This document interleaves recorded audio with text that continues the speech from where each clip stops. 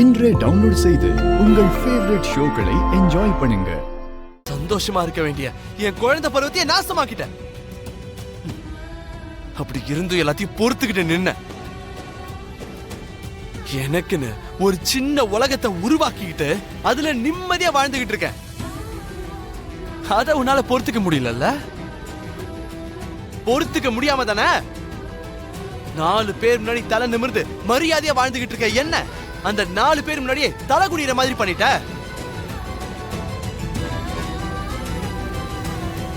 என்ன சொன்ன பூமியோட ஒரு ராத்திரி முழுக்க இருந்திருக்கேன்னு அபாண்டமான பழியை என் மேல சுமத்தி எனக்கு இன்னொரு புது பிரச்சனையை உருவாக்கலான்னு பாக்குறியா? சேச்சா இல்லடா, உன்னையும் பூமியும் ஒன்னா சேர்க்கணுங்கிற உத்தேசத்துல தாண்டா நான். வாய முடியா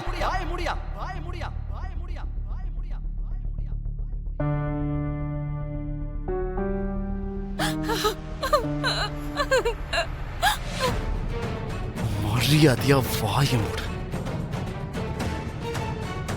நான் ஒரு ஆம்பளையா எப்படியாவது அதை கடந்து போயிருவேன். ஏயா அந்த பொண்ணு பூமி என்னையா பண்ணா? அவளையும் சேர்த்து கேவலப்படுத்திருக்க.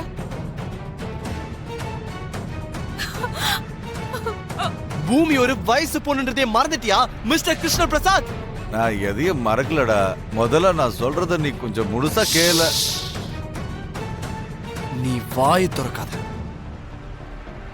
இன்னொரு வார்த்தை நீ பேசுன உன்னை எங்க கொன்றுவனோன்னு எனக்கு பயமா இருக்கு.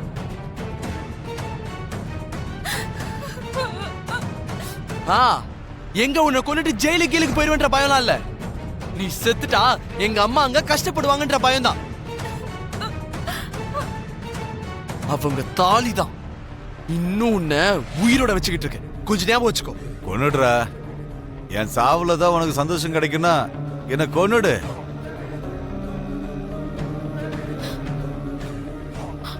ஆனா ஒண்ணு மட்டும் உண்மை, உன்னையும் பூமியும் சேர்த்து வைக்கணும்னு தான். இது எல்லாத்தையும் உன் நல்லதுக்காக தான் பண்ணண்டா. இதுதான்டா உண்மை. விஷத்தை கக்குற பாம்பு மருந்தையும் கக்கும்னா நம்புற அளவுக்கு நான் ஒன்னும் முட்டாள் கிடையாது.